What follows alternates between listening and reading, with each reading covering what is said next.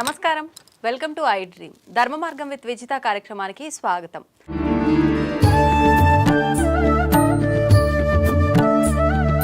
ప్రభుజీ, అందరూ అంటే మనం ఎవరైతే ఉన్నామో ప్రతి ఒక్కరు కూడా నా బిడ్డలే అని చెప్పి భగవంతుడు అంటుంటారు. అయితే మరి కొంతమంది ఏమో మంచి మార్గంలో వెళ్తుంటారు, కొంతమంది చెడు మార్గంలో వెళ్తుంటారు. అందరము ఆయన బిడ్డలే అయినప్పుడు ఆ మార్గంలో వెళ్ళే వాళ్ళని మంచి మార్గంలోకి తీసుకొచ్చే ప్రయత్నం భగవంతుడు ఎందుకు చేయట్లేదు అంటారు? చేస్తున్నాడు కదండి, ఇంటర్వ్యూ అదే మార్గం. కానీ అందరూ మారట్లేదుగా ప్రభుజీ, కొంతమందిలో మార్పు వస్తుంది. అదే అంటున్నా, పరమాత్మ ఆయన ప్రయత్నం చేస్తున్నాడు. ఇప్పుడు గుర్రాన్ని చెరువు వరకు తీసుకెళ్ళొచ్చు కానీ నీళ్ళు దాయించలేం కదండి. అవును, అవును. పడుకున్నవాడిని లేపచ్చు కానీ పడుకున్నట్టు నటిస్తున్నవాడిని లేపలేం కదండి. పరమాత్మ ఆయన వైపు నుంచి ఆయన ప్రయత్నం చేస్తున్నాడు. ఆ పరమాత్మ చేసే ఇప్పుడు చూడండి, ఈ వీడియో ఎవరి దగ్గర వచ్చింది అనుకోండి, బై మిస్టేక్ రావట్లేదండి. పరమాత్మ మన గురించి ఆలోచించాడు కాబట్టి ఏదో ఒక రూపంలో పంపిస్తూ ఉంటాడు. భక్తులు మన దగ్గర పంపించేదే స్వామి అనుగ్రహిస్తే కానీ పంపించడండి. ఎందుకంటే ప్రపంచంలో ఎంతోమంది, కొన్ని వేల మంది మారుతున్నట్టు మేము చూస్తున్నాం. ఎందుకు? కేవలం శ్రవణం వల్ల. కాబట్టి ఎవరికైతే ఆ ముఖ్యత్వం తెలుసో, ఇప్పుడు చూడండి, ఒక ఆయనకి 1 kg వెయిట్ ఉండే వజ్రం ఇచ్చారట. ఆయన ఏమనుకున్నట్టు, బాగానే ఉంది, మా ఇంట్లో ఆ త్రాసు పనిచేయట్లేదు, ఆ కేజీ మాపు చేసి అది లేదని ఈ కేజీ తీసుకొని అక్కడ పెట్టి ఉప్పు పప్పు అన్నీ వే చేసి ఇస్తున్నాడట. అయితే ఒక ఆయన వచ్చిన వాడు చూసాను, అమ్మో 1000 వచనం. ఈయన అన్నాడట, ఒరే ఈ కేజీ మాపు నేను ఇస్తా, ఈ రాయి నాకు ఇచ్చేసే అన్నాడు. సరే, ఈ రాయి తీసుకొని నాకు మాపు కావాలని ఆ వజ్రం ఇచ్చేసాడట. వాడు పెట్టుకొని పెద్ద కోట్లు సంపాదించుకున్నాడు. ఎందుకు? వాడికి విలువ తెలియదు. కాబట్టి విలువ తెలియాలండి మనకి. ఆధ్యాత్మిక మార్గం యొక్క విలువ, ఒక సాధు సాంగత్యం యొక్క విలువ, ఒక భాగవత ప్రవచనం యొక్క విలువ.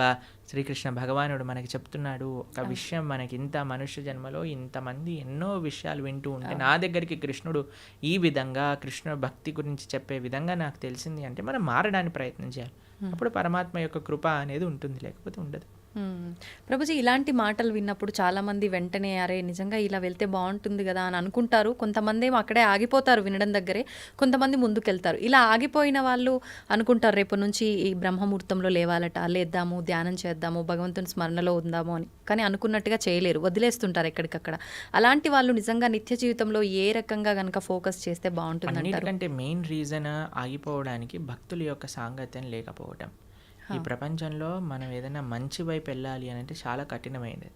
మంచి వైపు వెళ్ళాలి అని అంటే మంచి మనుషుల యొక్క సాంగత్యం కావాలి. అందుకే మనం ప్రతిరోజు ఉదయం పూట, ప్రతిరోజు మేము ప్రొద్దున పూట మా భక్తులందరూ కలిసి జూమ్స్లో జపం చేసుకుంటారు. సుమారుగా 500-600 మంది ప్రతిరోజు ప్రొద్దున పూట వస్తారు, జపం చేసుకుంటారు. ప్రతిరోజు క్లాస్ ఉంటుంది. ఈరోజే ఏకాదశి రోజు మేము భాగవతంలో కుంతి మహారాణి యొక్క ప్రార్థనల నుంచి క్లాస్ చెప్పామన్నమాట. కాబట్టి మీరు మంచిగా మన ప్రణవానంద దాస్ ఛానల్లో మనకి భాగవతం, భగవద్గీత ఇవన్నీ ఉన్నాయి. ఇవన్నీ వింటూ ఉండండి. జపా క్లాసులు ఏవైతే ఉన్నాయో వాటికి వస్తూ ఉండండి. మంచి వ్యక్తుల యొక్క సాంగత్యంలో ఈజీ అయిపోతుంది మంచిగా భక్తి మార్గంలో ముందుకు నడవడానికి. అందుకే లోకే సజ్జన సంగతి రేఖ భవతి భవార్ణవ తరణేన, ఒక మంచి వాళ్ళ సాంగత్యమే మనల్ని ఈజీ చేసేస్తుంది. మన సంకల్పం ఉండటం ఒకటి, కానీ ఆ సంకల్ప రీత్యా మనము వాటిని మంచి వాళ్ళ యొక్క సాంగత్యంలో యూజ్ చేసుకోవటం అనేది ఇంకా ఇంపార్టెంట్. ప్రభుజీ, కృష్ణుడి దగ్గర లేని మాయలు లీలలు ఏదీ లేదు. అయితే గాంధారి శాపం నుంచి నందవంశాన్ని ఎందుకు కాపాడలేకపోయాడు? అసలు గాంధారి శాపం కృష్ణుడి పైన ఏం పంచలేదు, తెలుసా మీకు ఆ విషయం? గాంధారి శాపం వల్ల కృష్ణుడికి ఏం అవ్వలేదు. చూడండి, సూర్యుడి పైన నేను ఒక దీపావళి రాకెట్ ఇడిచి పెడతానన్నాను అనుకోండి, సూర్యుడికి ఏమైనా నష్టం అవుతుందండి? దీపావళి రాకెట్ సూర్యుడిని ఏమైనా చేయగలుగుతుందా? ఒక వ్యక్తి, ఒక చిన్న పిల్లవాడు అనుకున్నాడు, ఇప్పుడు చూడు ఈ రాకెట్ని సూర్యుడి పైన వేస్తున్నా నేను, జుమ్ అని వేసాడు అనుకో, అది వెళ్ళి ఢామ్ అని అంటుంది, చూసావా సూర్యుడికి అయింది చూసావా అని. అది వాడి మూర్ఖత్వం. అంతే అంతే. కృష్ణ పరమాత్మ ఆయన లీలలు అవజానంతి మామూఢ మానుషం తనుమాశ్రిత పరంభావమజానంతో. భగవద్గీతలో ఆయన ఏమంటాడంటే, ఎప్పుడైతే నేను ఈ యొక్క మానవులు ఉండే ఈ లోకానికి లీలలు చేయడానికి వస్తారో మూర్ఖులు నన్ను తెలుసుకోలేరు. అవజానంతి మామూఢ మానుషం తనుమాశ్రిత పరంభావమజానంతో, నా యొక్క పరతత్వాన్ని తెలుసుకోలేరు. ఎందుకంటే అనిపిస్తుంది కదా, అరే కృష్ణుడు ఇక్కడే మనతో పాటు మన లాగానే నడుస్తున్నారు, అది ఇదే. కాబట్టి గాంధారి పెట్టిన శాపం వల్ల కృష్ణుడు అవతార స్వీకారం నుంచి అవతార పరిసమాప్తి చేసేంతవరకు ఏమేం చేయాలో ఆయనకు క్రిస్టల్ క్లియర్ స్కెచ్ చేసుకొని వచ్చారనమాట. ఇప్పుడు చూడండి, మీకు ఒక ఉదాహరణ చెప్తాను. నేను స్కూల్కి వెళ్ళాలని బయటకు వచ్చాను. షూస్ వేసుకున్నా, అన్నీ వేసుకొని బయటికి వెళ్ళాను, బస్సు కోసం వెయిట్ చేస్తున్నాను. అంతలోపల పక్కింటి వాళ్ళు కూడా వాళ్ళు బైక్లో వెళ్తారండి స్కూల్కి, వాళ్ళు వెళ్తున్నారు, నిన్ను కూడా దింపేస్తాను అన్నాను అనుకోండి, సరే ఎలా ఉన్నా బస్సు రావడానికి టైం ఉంది కదా, వీళ్ళు ఎలా వెళ్తున్నారు కదా అని ఎక్కేసి మనం వెళ్ళిపోయాం. ఇప్పుడు ఆ వ్యక్తి దింపేశాక ఈరోజు నేనే స్కూల్కి తీసుకొచ్చాను లేకపోతే వాడు రాకపోతుండే అన్నాడు అనుకోండి, ఏమైనా ఉందా?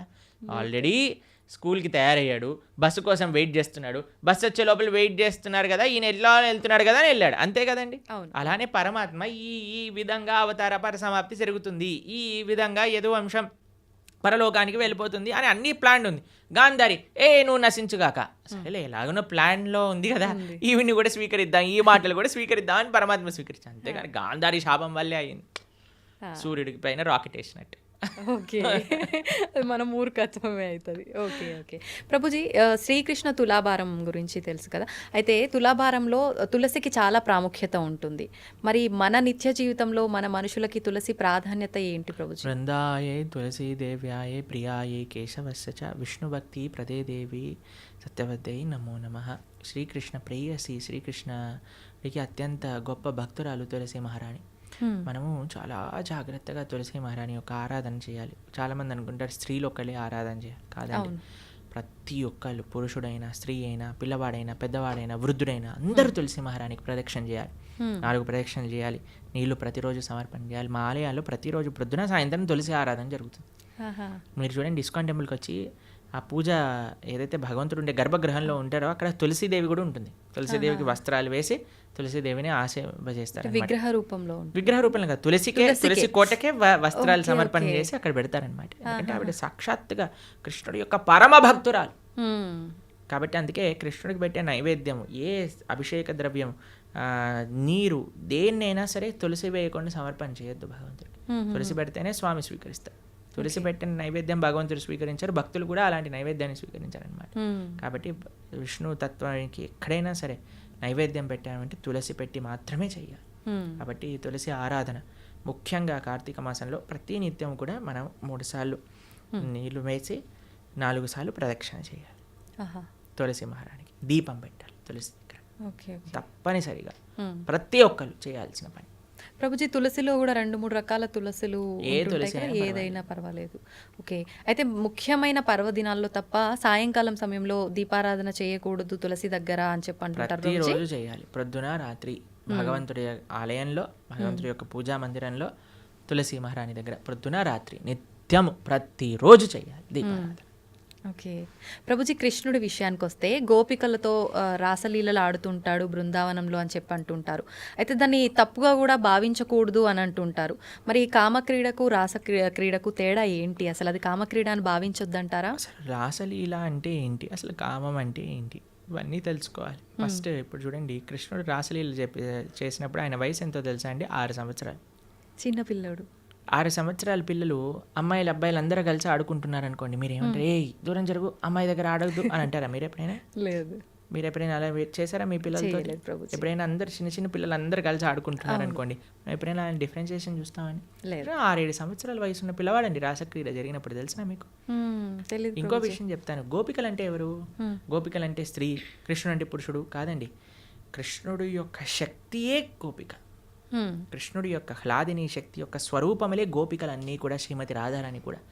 కృష్ణుడే సాక్షాత్ ఒక పిల్లవాడు. ఇప్పుడు నేను అద్దంలో చూసుకుంటానండి, అద్దంలో చూసుకుంటూ నేను ఇలా అనుకోండి, అద్దం పైన ప్రభుజీ ఎంత ధైర్యం, మా ప్రభుజీని కొడతావా అని అంటారా మీరు? అరే నీ ఇష్టం, ఇక నీ అద్దం నీ రిఫ్లెక్షన్ ఏదైనా చేసుకో, నువ్వు ఎంత ముద్దు వస్తున్నావా, నువ్వు రాసి ఒకటైనా పెట్టు, ఏదైనా చేసుకో, అది నువ్వు నీ రిఫ్లెక్షన్, అంతే కదండి. అంతే. కృష్ణుడు ఏ తత్వమో గోపికలది అదే తత్వం. ఆయన యొక్క హ్లాదిని శక్తి స్వరూపములే గోపికలు, అట్లా వేరేది ఏ విషయం కాదండి. ఇప్పుడు రాస నృత్యం అంటే ఏంటి అనుకుంటున్నాడు? అదొక నృత్యం, ఆనంద స్వరూపం. అది ఒక స్త్రీ పురుషుని మధ్యలో జరిగే, మీరు అంటున్నారు కదా ఏదో భౌతికమైన సంబంధం కాదండి. అది సాక్షాత్తుగా ఒక జీవాత్మ పరమాత్మ కలిసినప్పుడు పొందే ఆనందాన్ని రాసలీల అని అంటారు. రాసలీల శుకదేవుడికి అన్నిటికంటే ఫేవరెట్ పాస్ టైం భాగవతంలో. శుకదేవుడు ఎవరో తెలుసా అండి? శుక మహర్షి. ఆయన పుట్టినప్పుడు పుడుతూనే తల్లి గర్భం నుంచి నడుచుకుంటూ వెళ్ళిపోయాడు.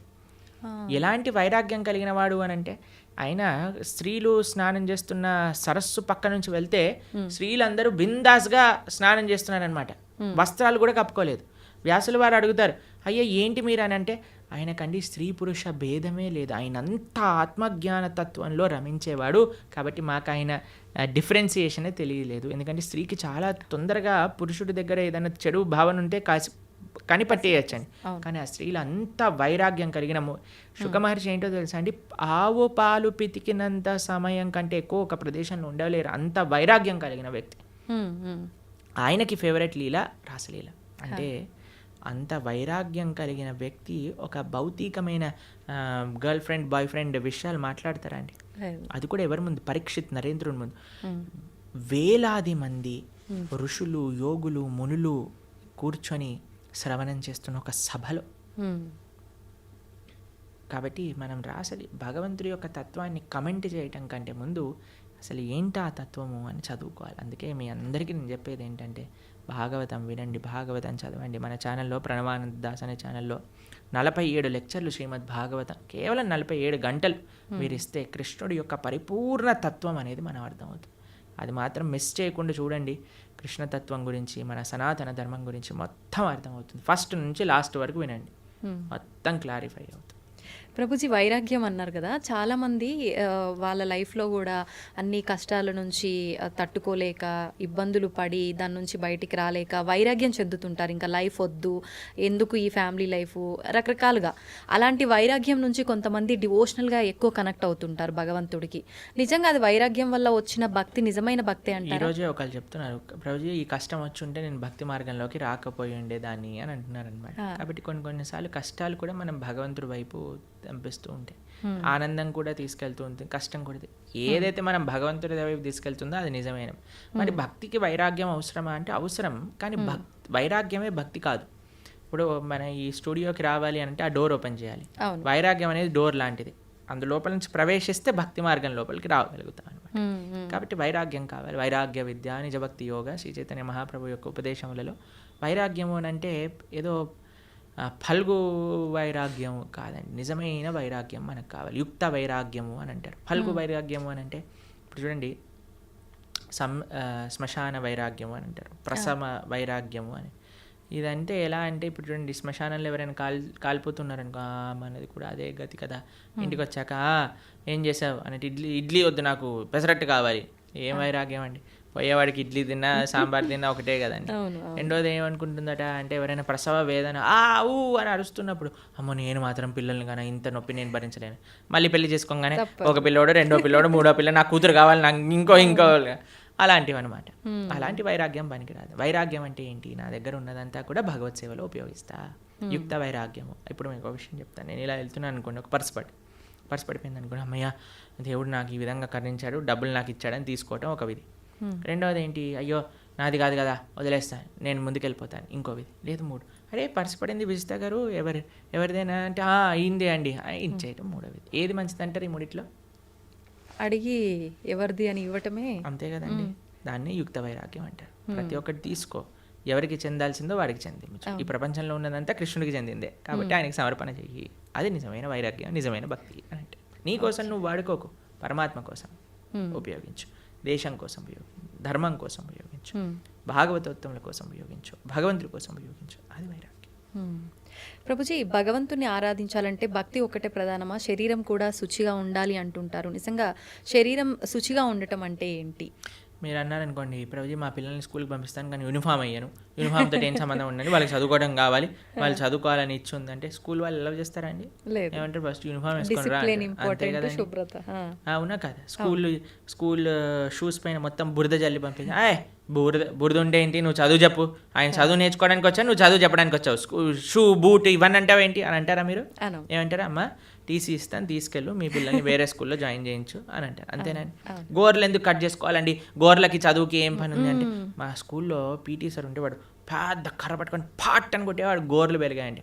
అందరు పీటీ పీరియడ్ ముందు అందరు పళ్ళతో మొత్తం పడేసేసేవాళ్ళు అనమాట, హడలు వచ్చేసేది అనమాట. వామ్మో పీటీ ఈరోజు థర్స్డేనా అని అందరు హడలిపోతుండేవారు అనమాట. మీరు తినారా ప్రభుజీ అట్లా దెబ్బలు? అంటే గోర్లతో కొరికేసాం అనమాట. దెబ్బలు తినే ముందు. ఓకే. తెలివైన మూవ్ అనమాట అక్కడ. అయితే భక్తికి చాలామంది అడుగుతారు, ఈ శుచి ఏంటి, స్నానం చేయటం ఏంటి, ఇదంతా మూర్ఖత్వం, వీళ్ళంతా చాదస్తం, పైత్యం అని అంటూ ఉంటారు. కాదండి, మీకు భక్తి హృదయంలో ఉండాలి అని అంటే దాన్ని ఎక్స్టర్నల్గా కొన్ని రూల్స్ అండ్ రెగ్యులేషన్స్ పాటించాలి. శుచి, స్నానం, ప్రొద్దున లేవంగానే స్నానం చేయటం, మనం కాలకృత్యాలు తీర్చుకున్నాక స్నానం చేయటం, మడితో ఉండటం, అక్కడిక్కడ ముట్టుకోకుండా మంచిగా ప్రేమతో భగవంతుడికి నివేదన చేయటం, ఇవన్నీ కూడా ఆధ్యాత్మిక మార్గంలో మనకి మంచి వైపు నడిపిస్తూ ఉంటుంది అన్నమాట. కాబట్టి శుచి, శుభ్రత అనేది చాలా ఇంపార్టెంట్ అండి. ఇప్పుడు చూడండి, ఈ రూమ్ అంతా నీట్గా ఉంది కాబట్టి ప్రశాంతంగా మనం మాట్లాడుకోగలుగుతాం. కెమెరామ్యాన్లు వాళ్ళు పనిచేస్తున్నారు, మనం ఇక్కడ ఇంకా మొత్తం చిందర బిందర పేపర్లు ఇక్కడ పడిపోయి, ఆ లైట్లన్నీ కింద కూసిపోయి, మొత్తం గోలగోలు ఉందనుకోండి, మనకి చెప్పాలి, మాట్లాడాలి, ఫస్ట్ ఈ రూమ్ క్లీన్ చేయండి తర్వాత చేస్తామంట. అంతే కదండి. అంతే. ఏంటండి మేము ఇంటర్వ్యూ చేయడానికి వచ్చాం, ఇంటర్వ్యూ చేయండి, ఇవన్నీ ఎందుకు అని అన్నారనుకోండి, బాగుండదు కదా అది.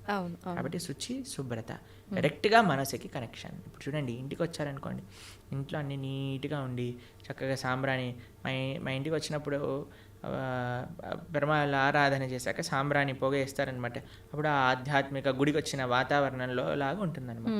అంతేగాని అన్ని చిందరబందర వేసి అందరు ఇలా పడిపోయి కూర్చున్నారు అనుకోండి, అప్పో ఎందుకు వచ్చాను రా బాబు, ఎక్కడికైనా వెళ్ళిపోతే బాగుండు అనిపిస్తుంది. కాబట్టి మనకి మనసుకి బాహ్యమైన శుచి, శుభ్రత వీటికి కనెక్షన్ ఉంది. కాబట్టి దాన్ని జాగ్రత్తగా తెలుసుకొని మనం శుచి, శుభ్రత పాటించాలి. మన ఛానల్లోనే సదాచారము అనే ఒక కోర్స్ మనం చేసామన్నమాట. ప్రణవానంద దాస్ ఛానల్లోనే సదాచారం గురించి చెప్పాను. అసలు వంట ఎలా చేయాలి, అసలు మనం శుభ్రత ఎలా మెయింటైన్ చేయాలి, స్నానం ఎలా చేయాలి, అన్ని విషయాలు అందులో ఉన్నాయి. 7 లెక్చర్లు ఉంటాయి, మొత్తం శుచి, శుభ్రత గురించి తెలుసుకోవచ్చు అనమాట. అది కూడా వినండి, చాలా మంచి పనికొస్తుంది. ఓకే ప్రభుజీ, చాలామంది కాదు, ప్రతి ఒక్కరు కూడా అసలు ఏది శాశ్వతం కాదు అని అందరూ చెప్తుంటారు. అయితే అది తెలిసి కూడా మనం అన్నిటిపైన వ్యామోహం పెంచుకోవడము, ఈ బంధాలు, బంధుత్వాలు, వీటన్నిటిపైనే ఫోకస్ చేస్తూ ఉంటాం. ఎంతసేపు కూడా లగ్జరీ లైఫ్కి అలవాటు పడిపోతుంటాము. అసలు ఏంటి, నేను ఎందుకున్నాను, ఎందుకు వచ్చాను, అసలు ఎందుకు జీవించున్నాను, నేను అసలు ఏం చెయ్యాలి అనేది ఎలా అర్థమవుతుంది? ఈ ప్రశ్నలకు సమాధానం.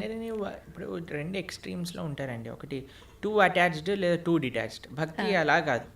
భక్తి అండర్స్టాండ్ యువర్ పొజిషన్. నువ్వు భగవంతుడి యొక్క దాసుడు, ఇవన్నీ కూడా భగవంతుడు ఇచ్చినవి. కాబట్టి ఇప్పుడు చూడండి, మీకు ఇంతకుముందు చెప్పాను అనుకుంటా, మాకు ఏదన్నా వస్తువు కానీ ఏదన్నా మేము యూజ్ చేసే ఉందనుకోండి, ఫస్ట్ దానిపైన ICO ప్రణవానంద దాస అని రాస్తాం మేము. ICO అంటే ఇన్ కేర్ ఆఫ్, అంటే ఇది నాది కాదు, నాకు కృష్ణుడు ఇచ్చింది, నేను దీని కేర్ టేకర్ని మాత్రమే. ఈ భావన ఉండాలి. నీ కొడుకు పైన, భార్య పైన, భర్త పైన, ఇల్లు పైన, గాడి పైన, చుట్టాల పైన, వస్తువుల పైన, అన్నిటికీ ఇదే భావన. ఇది పరమాత్మ, భగవంతుడు నాకు ఇచ్చాడు, దీన్ని నేను జాగ్రత్తగా చూసుకుంటా. కానీ ఎవరిచ్చారు? భగవంతుడు. నా ప్రేమ భగవంతుడి పైన. భగవంతుడు ఇచ్చిన వస్తువు. ఇప్పుడు నేను మీకు ఒక గిఫ్ట్ ఇచ్చాను అనుకోండి, ఎంత బాగా పెట్టుకుంటారే, ప్రభుజీ ఇచ్చారు ఈ గిఫ్ట్ని, జాగ్రత్తగా పెట్టుకోవాలి అని అనిపిస్తుంది. ఎందుకు? గిఫ్ట్ పైన ప్రేమ లేదా ఒక వ్యక్తి పైన గౌరవమా? ఇప్పుడు మీకు చాలా ప్రేమతో మీ తమ్ముడు కానీ, అన్నయ్య కానీ, చెల్లి కానీ, అక్క కానీ ఒక గిఫ్ట్ ఇచ్చారనుకోండి, ఐఫోన్ ఇచ్చారు. ఐఫోన్ నాకు చాలా ఇష్టం. ఎందుకు నీకు ఐఫోన్ ఇష్టము అని అంటే, అయ్యో మా తమ్ముడు, అక్క, చెల్లి, అన్న ఎవరో ఒకరు నాకు ఈ గిఫ్ట్ ఇచ్చారు కాబట్టి. అన్నకి యాక్సిడెంట్ అయింది, పోతే పోనీ ఐఫోన్ ఉంది కదా, ఐఫోన్ చూసుకుంటాను అన్నారు అనుకోండి. అరే నీకు అన్న ముఖ్యమా, ఐఫోన్ ముఖ్యమా? నాకు ఐఫోన్ ముఖ్యం అంటే నిజంగా అన్న పైన ప్రేమ అండి? లేదు. అన్న పైన ప్రేమ మీకు ఆ ఫోన్ పైన రిఫ్లెక్ట్ అవుతుంది. అన్న ఇచ్చాడు కాబట్టి నాకు ఇది ప్రేమ అని అనిపిస్తుంది. అట్లనే భగవంతుడు అయిన ప్రేమ ఎప్పుడైతే ఉంటుందో అన్ని సంబంధాలు బాగుంటాయి. ఎందుకంటే వీళ్ళందరినీ కూడా భగవంతుడితో కనెక్షన్తో చూస్తాం కాబట్టి. ఎప్పుడైతే భగవంతుడిని తీసేస్తామో జీవితంలో మన స్వార్థం, ఆవిడ అనుకుంటుంది ఆవిడ స్వార్థం, నేను అనుకుంటాను నా స్వార్థం, పిల్లలు అనుకుంటారు నా స్వార్థం, తల్లిదండ్రులు అనుకుంటారు నా స్వార్థం, అత్తమామలు అనుకుంటారు వాళ్ళ స్వార్థం. కానీ ఎప్పుడైతే కుటుంబం మొత్తం కలిసి భగవంతుడిని ఆశ్రయిస్తుందో అప్పుడు అందరూ కృష్ణుడికి ఏది మంచిది, కృష్ణుడు నేను ఏం చేస్తే నాతో ఆనందంగా ఉంటాడు అని ఆలోచించి ఆ విధంగా చేస్తాను. ఇదే భక్తి అంటే. అందుకే శ్రీల ప్రభుపాదుల వారికి వాళ్ళ గురువు గారు చెప్పారు, everything can come later, the most important necessity in this world is Krishna consciousness. భక్తి ప్రపంచంలో ఉంటే అన్ని రకాల సుఖములు, అన్ని రకాల స్వాంతనలు, అన్ని రకాల సౌఖ్యం చేకూరుతుంది. దాంట్లో ఎటువంటి డౌటే లేదు. ఇది ముఖ్యం. ప్రభుజీ ఎక్కువగా ఇస్కాన్‌కి సంబంధించిన వాళ్ళు ఎవరైనా సరే కృష్ణుడి గురించే ఎక్కువగా మాట్లాడుతూ ఉంటారు.